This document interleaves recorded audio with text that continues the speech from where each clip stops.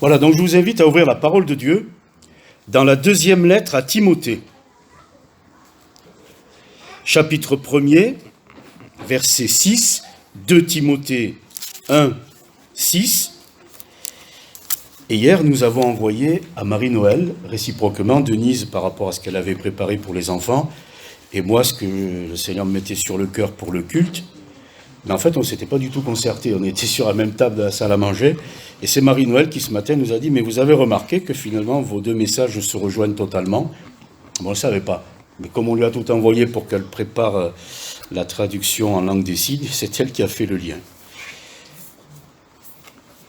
2 Timothée, chapitre 1er, c'est verset 6. « C'est pourquoi je t'exhorte à ranimer la flamme du don de Dieu que tu as reçu, par l'imposition de mes mains. » Ça, c'est ce qui concerne Timothée à l'égard de Paul. « Car ce n'est pas un esprit de timidité que Dieu nous a donné, au contraire, son esprit nous remplit de force, d'amour et de sagesse. N'aie donc point honte du témoignage à rendre à notre Seigneur, ni de moi son prisonnier. Mais souffre avec moi pour l'Évangile. Par la puissance de Dieu, il nous a sauvés et nous a adressé une sainte vocation, non à cause de nos œuvres, mais selon son propre dessein, et selon la grâce qui nous a été donnée en Jésus-Christ, avant les temps éternels, et qui a été manifestée maintenant par la venue de notre Sauveur, Jésus-Christ, qui a réduit la mort à l'impuissance et a mis en évidence la vie et l'immortalité par l'Évangile. C'est pour cet Évangile que j'ai été établi prédicateur et apôtre, chargé d'instruire les païens, et c'est à cause de cela que je souffre ces choses, mais je n'en ai point honte, car je sais en qui j'ai cru, et je suis persuadé qu'il a la puissance de garder mon dépôt jusqu'à ce jour-là. Retiens dans la foi et dans l'amour qui est en Jésus-Christ le modèle des saintes paroles que tu as reçues de moi. Garde le bon dépôt par le Saint-Esprit qui habite en nous. Deuxième lecture, au chapitre 4.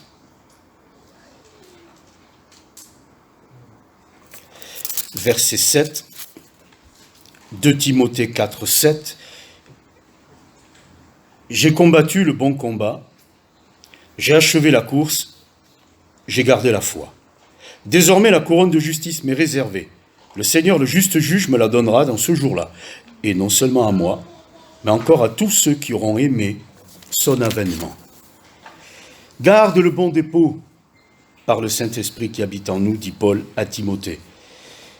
En écrivant cette lettre à Timothée de sa prison, Paul est arrivé au terme de sa vie, il fait le bilan de sa vie. Et il est bon de temps en temps de faire des bilans. Alors, je ne veux pas dire que quelqu'un parmi nous est là à la veille de mourir, quoique un jour cela arrivera, et c'est bien de se préparer à l'immortalité, à la vie éternelle, parce qu'il y a une espérance de vie éternelle que nous ne connaissions pas, mais que le Seigneur nous a révélée, dans laquelle il nous fait entrer. Donc c'est bien d'un moment donné de faire le vrai bilan de sa vie. De temps en temps, on a fait des bilans intermédiaires. Alors ceux qui plaisantent disent on a fait le bilan des 20 000 à 20 ans, normalement ça va. Après, quand on arrive au bilan des 60 000, des 80 000 ou des 100 000, il y a peut-être un peu plus de pièces à changer. Mais ça peut continuer. Paul fait le bilan de sa vie et il ne dit pas « J'ai fondé des églises, j'ai amené des milliers d'âmes au Seigneur, j'ai formé des pasteurs, j'ai écrit une partie de la Bible. » Et ça, c'est quand même grandiose. Il ne dit pas cela. Parce qu'au moment de faire le bilan de sa vie, c'est parce que j'ai fait qui compte, c'est ce que je suis. Normalement, tout le monde devrait en convenir. Les parents, ils font ce qu'ils peuvent pour les enfants. Mais ce qui va marquer les enfants, ce n'est pas le compte en banque comme héritage, c'est le compte dans le cœur. Comment les parents ont été? Ils étaient riches plus ou moins, c'est autre chose. Mais est-ce que c'était des parents remarquables? Est-ce que c'était des parents qui ont aimé? C'est pareil dans d'autres domaines. Pour les prédicateurs, un pasteur, qu'est-ce qu'on se rappelle de lui? Un message ou deux éventuellement qui nous a profondément marqué, et encore, mais on se rappelle comment il a été. Vous vous rappelez de tous les messages du frère Galifo? Je pense que vous ne l'avez pas oublié quand même. Voilà. Donc, au moment de faire le bilan, Paul dit c'est pas ce que j'ai fait qui est important, parce que si on devait baser les choses là-dessus, certains, ils n'ont rien fait, les pauvres. Ils ont été malades toute leur vie. D'autres sont nés avec de lourds handicaps. Alors, si on devait compter ce qu'on fait, ce qu'on produit, c'est pas juste. C'est ce que l'on est. Et là, vous pouvez rencontrer quelqu'un qui est porteur de lourds handicaps physiques, mais c'est une belle personne. Donc il dit, j'ai achevé la course, j'ai combattu le bon combat, j'ai gardé la foi. Moi, ça m'interpelle un peu quand même qu'un apôtre, et pas le moindre, Paul, puisse dire, au bilan de ma vie, j'ai gardé la foi. Quand même. Eh oui. J'ai achevé la course parce que depuis que nous sommes nés de nouveau, c'est parti dans une nouvelle vie avec Dieu. On n'est pas encore arrivé. C'est écrit. Il a mis en évidence la vie et l'immortalité par l'évangile et jusqu'à son avènement. Donc nous devons être vigilants jusque-là. Ça ne veut pas dire que rien n'est sûr jusque-là. Ça veut dire qu'on est parti sur la terre, que notre première étape de vie chrétienne se passe sur la terre, et c'est là où il faut être vigilant, parce que quand on sera arrivé dans le ciel, là-haut, il n'y aura normalement aucun souci. Donc soyons vigilants. On est bien parti, on n'est pas encore arrivé. Et le plus important, c'est d'arriver. J'ai combattu le bon combat. Il a su se battre contre les hommes, il a su se battre contre les idées, mais là il parle d'un combat qui est différent, d'ordre spirituel. Je ne combats pas contre la chair et le sang. Et quand il est dit, les violents s'emparent du royaume des cieux, c'est pas parce qu'ils se battent contre les autres, c'est peut-être parce qu'ils se battent contre eux-mêmes. Voilà. Alors, mon plus grand ennemi, c'est peut-être celui que je regarde le matin au démarrage. D'ailleurs, il y a pas mal d'ennemis le matin au démarrage. Voilà, ce matin, je dois vous avouer que il y avait du monde dans le mauvais ordre. Voilà. D'ordre spirituel. Parce que non seulement mon ennemi, c'est moi-même, c'est-à-dire le vieil homme, et puis il y a aussi un monde spirituel dans lequel on est. C'est pour cela qu'il faut prier, parce que de temps en temps, il nous arrive des aventures, des mésaventures, qu'on ne comprend pas avec une forme de logique, parce que ça échappe à toute logique, c'est d'ordre spirituel. Et il faut prier. Et donc, le bon combat que je le mène aussi avec les bonnes armes, comme Paul l'écrira aux Éphésiens. Et puis j'ai gardé la foi. Beaucoup de choses viennent menacer la foi que Dieu a voulu déposer dans notre cœur. Nous sommes partis sans foi dans le monde, sans connaissance de Dieu, sans confiance en Dieu. Même point de départ. Et puis, la foi est venue. Comme dit Paul aux Romains, 10, 17, la foi vient de ce qu'on entend, de ce qu'on écoute, de la parole de Dieu. Donc, tout dépend de la parole de Dieu. Et l'écoute en grec, c'est akoué. Et quand Paul, après l'avoir entendu pour lui, va réaliser ce que ça appelle comme suite, eh bien, il va le dire pour tout le monde, dans Romains 1,5, le Seigneur m'a mis à part pour amener à l'obéissance de la foi les païens. Et la foi a un corollaire, c'est l'obéissance. Et on le voit à un autre niveau. Les parents peuvent dire quelque chose aux enfants. Tu m'as bien écouté. Oui. T'es bien écouté. Donc nous, les parents, nous attendons l'étape d'après. Et maintenant, tu vas obéir ?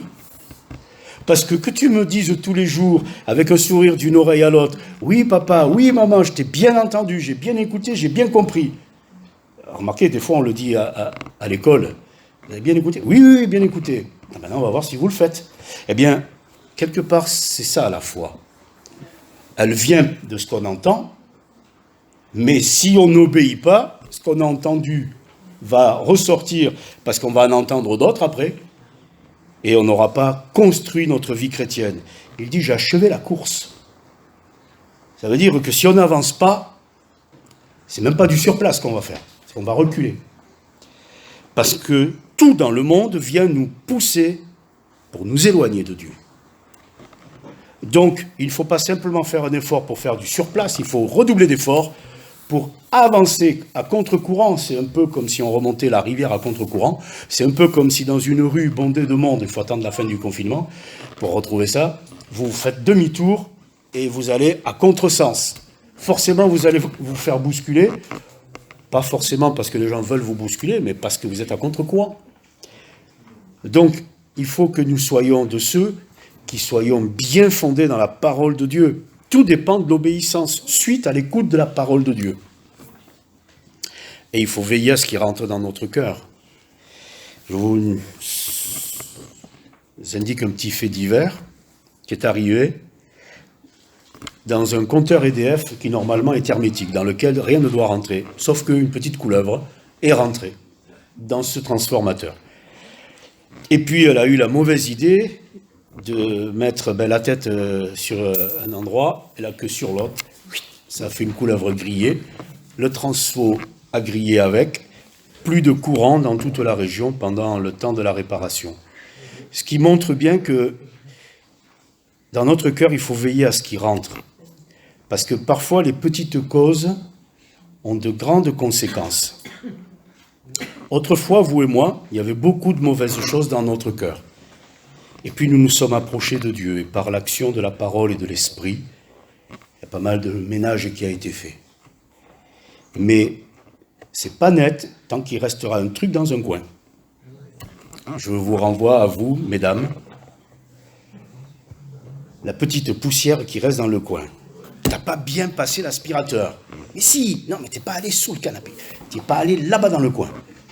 C'est la tache, petite tache sur la grande nappe immaculée, normalement, de la table de la salle à manger. Avant, cette nappe, elle était pleine de taches, une de plus, une de moins. Mais maintenant, il n'en reste qu'une. Et comme je le disais tout à l'heure, le propre ou la particularité quand il reste qu'une tache, c'est que soit vous la voyez dans le sens positif en disant « Waouh, il n'en reste qu'une. Tu n'as plus qu'un défaut. » C'est positif, parce que vu ce qu'il y avait avant. Mais il y a une autre façon de voir, c'est qu'il en reste encore un. Et maintenant, on ne voit que celui-là. Avant, Pierre avait beaucoup de défauts, l'apôtre Paul, n'en parlons pas. Maintenant, la moindre erreur, on ne voit que ça. C'est le propre de la petite tâche qui reste. Si nous ne veillons pas dans notre cœur pour que le Seigneur ait toute la place, c'est le petit truc qui reste dans un coin pour lequel on se dit « Bon, c'est pas si important que ça ». Attention, une peau de banane, c'est pas important, sauf quand vous mettez le talon dessus. Et vous allez voir les bleus avec lesquels vous vous relevez. L'Éternel regarde au cœur. Proverbe 4, 23. Veille soigneusement sur ton cœur, car il est la source de tout ce qui fait ta vie. Donc les exigences de Dieu, c'est pas pour lui, c'est d'abord pour nous. Quand il nous dit que ton cœur soit propre, c'est que tu en seras le premier bénéficiaire. Cela me plaira, parce que je t'ai créé pour que tu sois heureux, mais ce n'est pas une exigence de ma part, uniquement tournée vers moi, un peu égoïste. C'est la base de la vie que j'ai établie. Pour que tu sois heureux, il faut que ton cœur soit propre.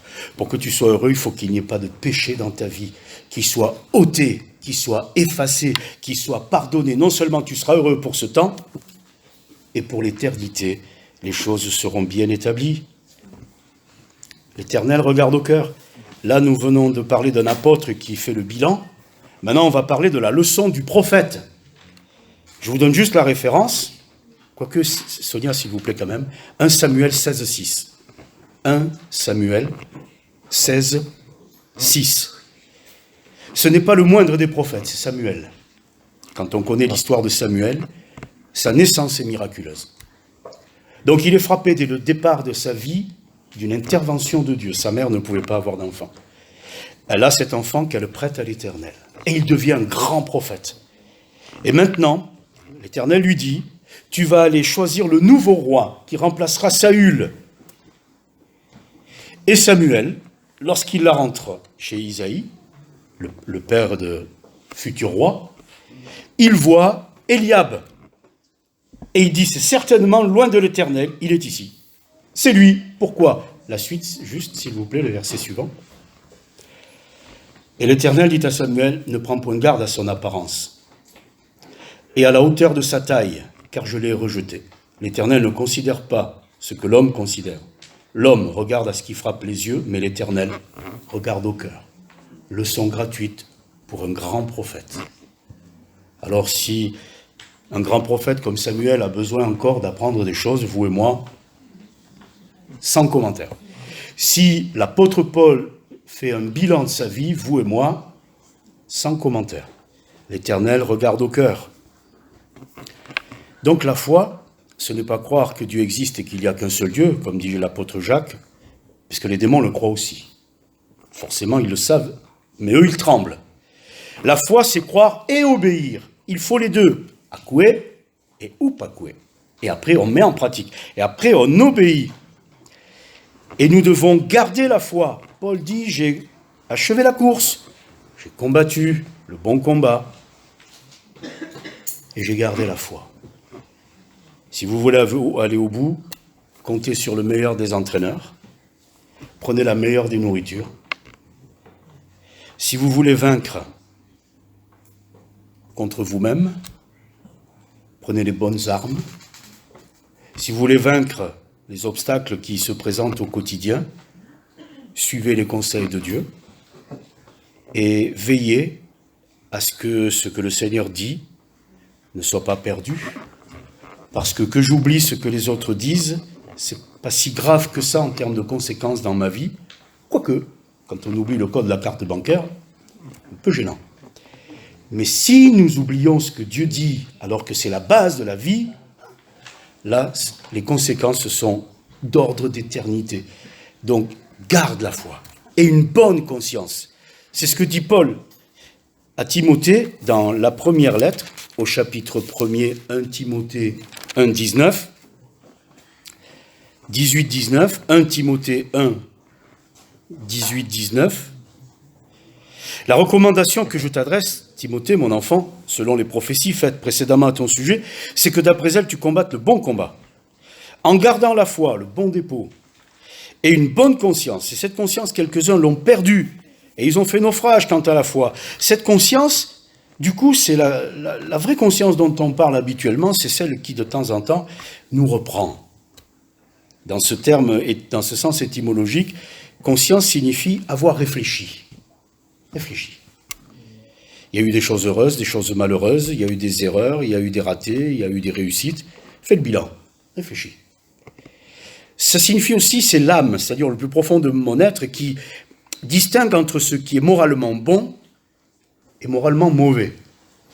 Dieu n'a pas fait de nous des robots dans lesquels il a intégré un programme, voilà tout ce qui est bon, voilà tout ce qui est mauvais, et je vous ai programmé pour faire que ce qui est bon. Non, Dieu ne nous a pas programmés. Dieu a fait encore plus grand que ça. Il nous a dit, je vous fais à mon image. Et de vous-même, vous saurez ce qui est bon, ce qui ne l'est pas. Je ne fais pas de vous des robots. Pas du tout. Il y a un risque. C'est que de temps en temps, ça dysfonctionne. Et ça a dysfonctionné. De temps en temps, ça dysfonctionne encore. Mais revenons vers Dieu pour qu'il nous aide à bien comprendre. La femme adultère qui va être amenée devant des religieux, le Seigneur va leur parler et accusés par leur conscience, ils vont se retirer un par un. Donc ce qui montre bien que c'est cette conscience qui de temps en temps nous parle à l'intérieur.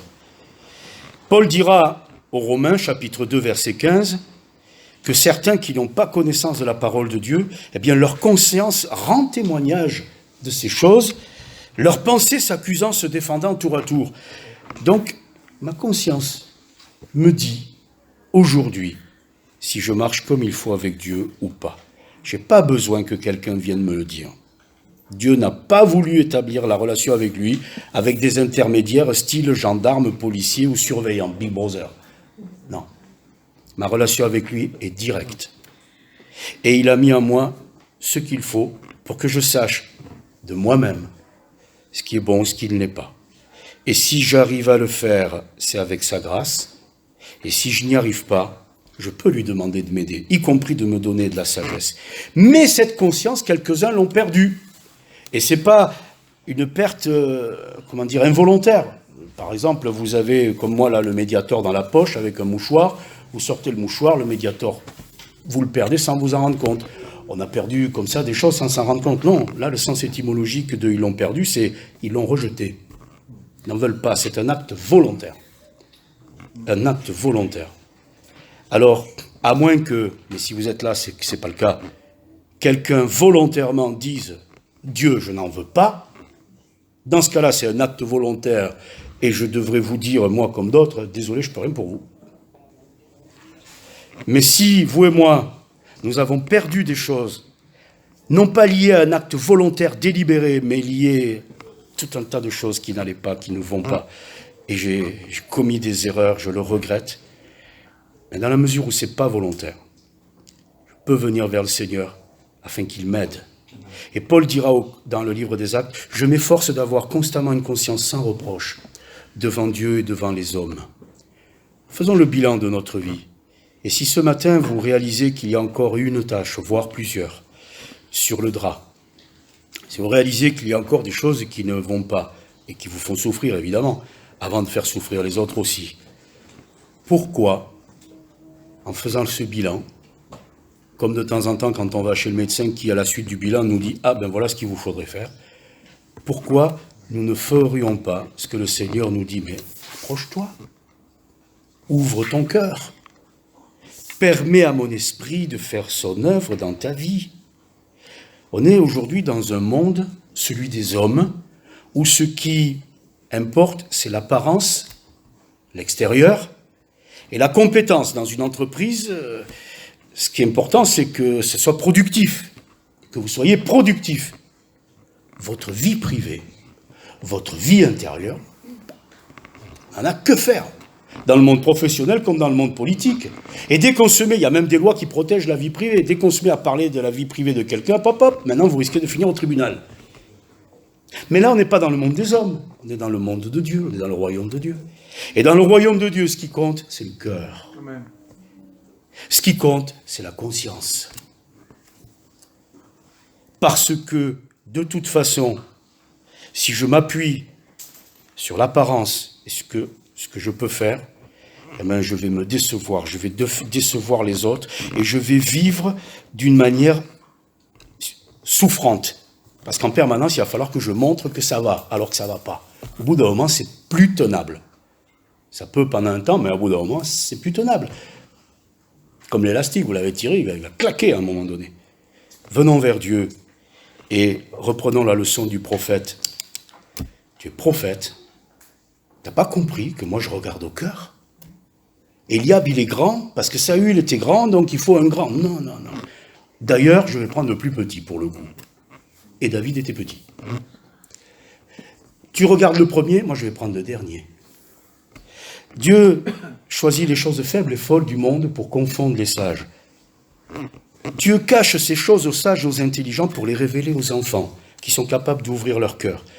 Alors, en reprenant la leçon de tout à l'heure des enfants, qui m'a mis un peu en difficulté, parce que moi, je n'ai pas d'image, et d'explications aussi agréables, c'est que Condorito, il s'était embarrassé de pas mal de choses qui ne lui servaient à rien, surtout qui l'empêchaient de décoller.